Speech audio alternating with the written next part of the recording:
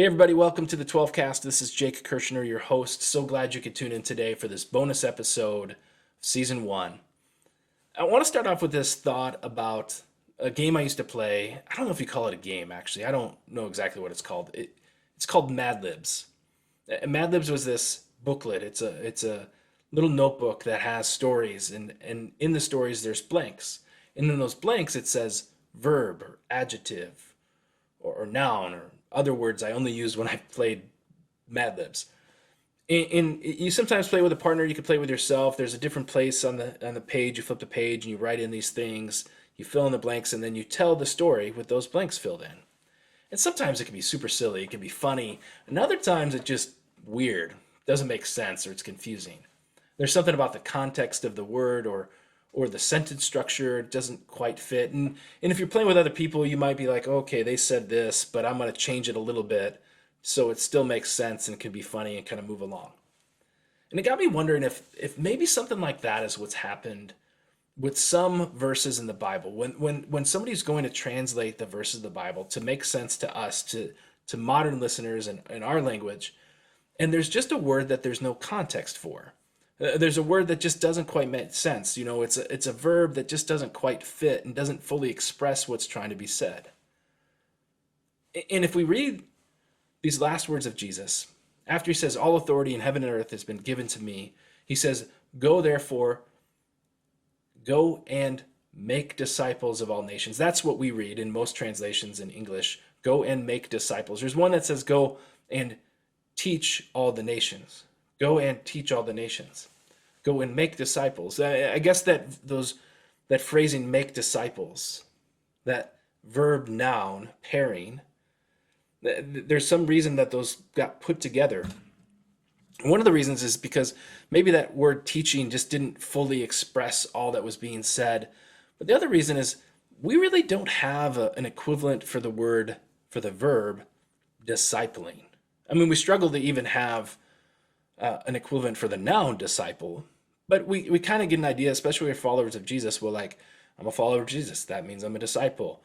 So go and make disciples. That makes the most sense there. But here's the thing. And if you read Just 12, the book that Scott Knolenberg and I wrote, if you read that, you know we use the words make disciples. We talk about disciple making disciples. But there's something about that phrasing that just doesn't sit well with me. I'm going to do something that maybe is a little sacrilegious. Maybe it'll help. Maybe it won't. I think it's okay to do. But let's just pretend for a second that it doesn't say discipling. It doesn't say disciple. Let's throw in a different verb that makes more sense to us.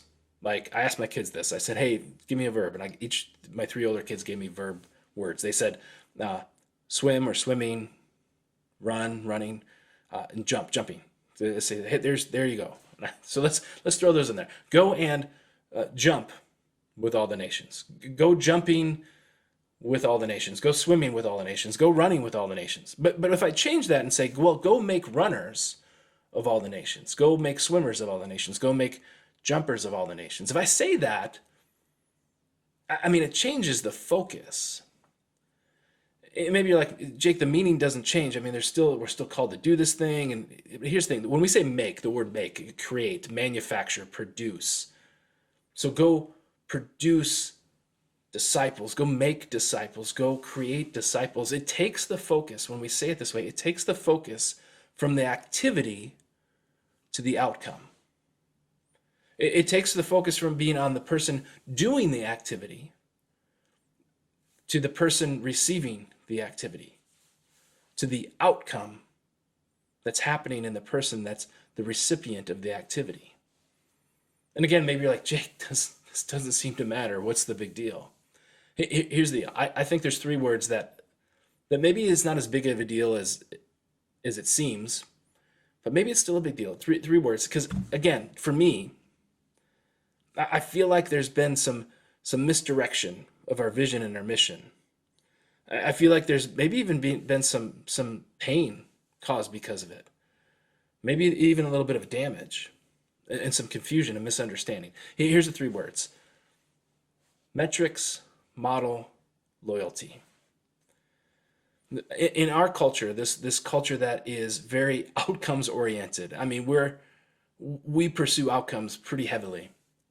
When you're outcomes oriented, it's really easy to go from focused on outcomes to fixated on outcomes, to obsessed with outcomes. And then it becomes even easier to dismiss the means by which we use to reach those outcomes. To dismiss the means. And here's the thing about what Jesus is saying here. If Jesus said, if his command is to go and do this verb, to go and do this action, if that's what he's saying, then Jesus' command is about the means, not the ends. And to dismiss the means is to dismiss the command of Jesus. Now listen, I'm not saying the ends don't matter. The ends matter, they do. But the command is not about the ends. The command is about the means. The Apostle Paul, early church leader, church planter, disciple maker, whatever you want to call him, discipler. Let's call him disciple. I'm trying to actually get out of this language of saying disciple maker. I'm trying to just say discipling. Paul is a discipler. He's discipling. And he says this about this guy Apollos. He said, the two of us, we're both doing the work that we're called to do. And one of us is going to plant seeds and the other's going to water, but it's God that makes things grow.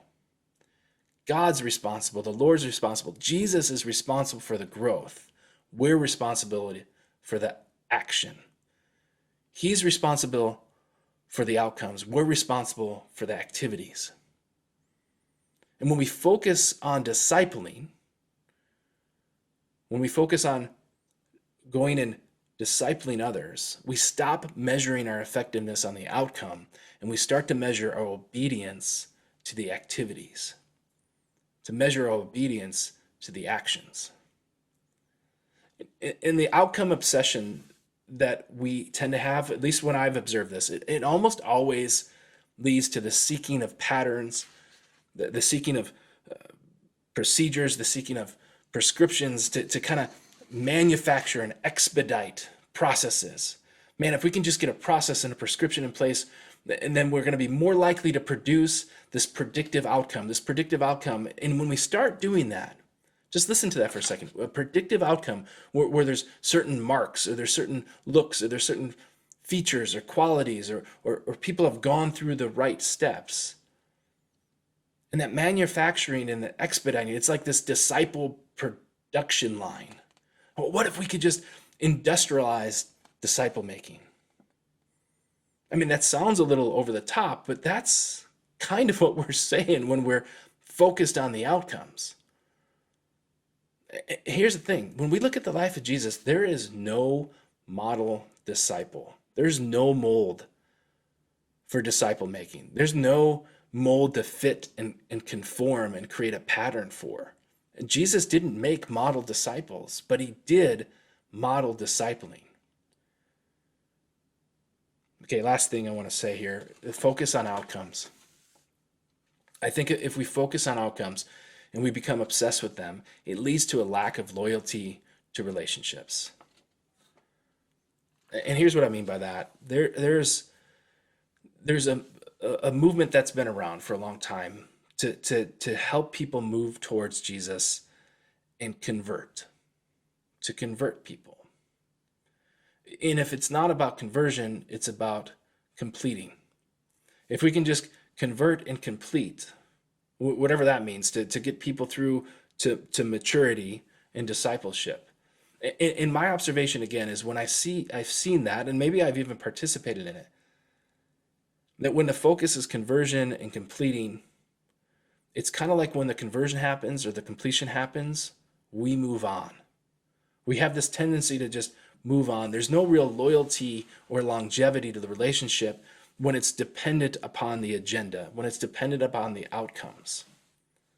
When we get so focused on the outcome, when the outcome's not happening, we tend to move on, right? We only have so much patience, we only have so much time, and so this person's not maturing, this person's not making a decision to follow Jesus, so we just move on. Or maybe they've been somebody that's been following Jesus and they seem like they're a little wayward. They're sliding. They've made this mistake, and we kind of go, I don't think they're taking this serious enough, and so we move on. I mean, Jesus at the end of these words says, I will be with you to the very end. I mean, there's longevity and there's loyalty in the discipling model Jesus gives.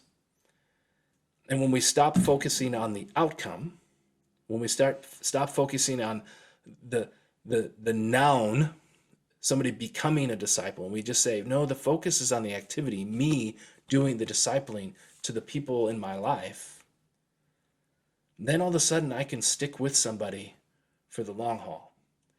I can look at discipling not as something that needs to be finished, but I look at it as like my laundry, right? It's messy and it's never done. Here's the thing, and there's many things, but here's the thing. We still don't have great correlations for what discipling is. We have a lot of relational words that maybe get us close, and we're going to look at this in season 2. We have some words that are going to get us close, that maybe give us parts of what it looks like when Jesus did the discipling. And so we'll explore some of those things, but we got to figure that out a little bit. If this is a relationally centric activity, we got to look into the relationally centric activities that we do have, that we can cling to, that we can learn from, that we can develop tools for, and start applying those to the relationships, especially these relationships we're saying, I want to have a narrowed relational focus. I want to be intentional. I want to have a smaller group of people that I'm being intentional with, and I'm trying to do this like Jesus did with his 12. And so we're going to explore that in season 2. And the last thing I want to say is this. I mean, really, there's maybe some pushback on this. Well, Jake, it's not all about discipling. We can't just go so focused on this outward focused activity and forget that we're all called to have a certain character or have a certain way of living. And I'm not saying that.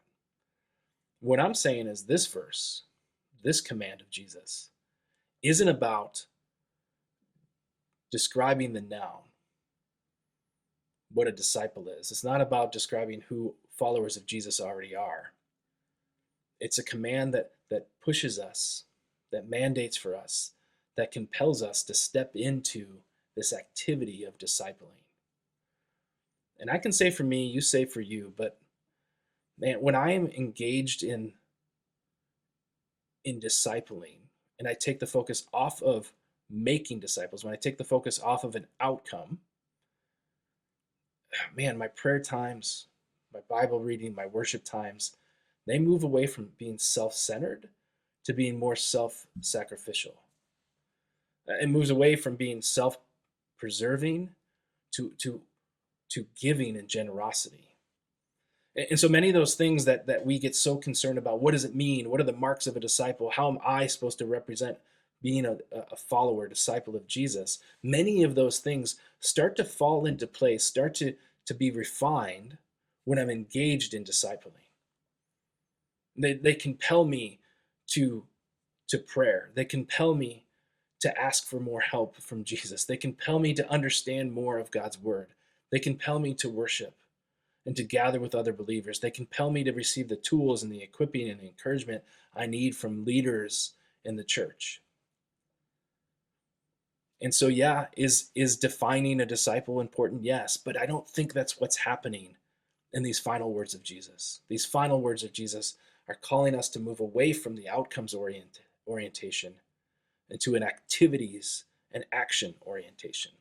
So I hope you'll join me in doing that and discovering what that is. And we'll continue to refine that, talk about it, try to work on language that helps us as we're doing just 12 to be intentional, to prioritize 12 others like Jesus did. Thanks for joining us on the journey. We're looking forward to these conversations in season 2. We'll see you soon.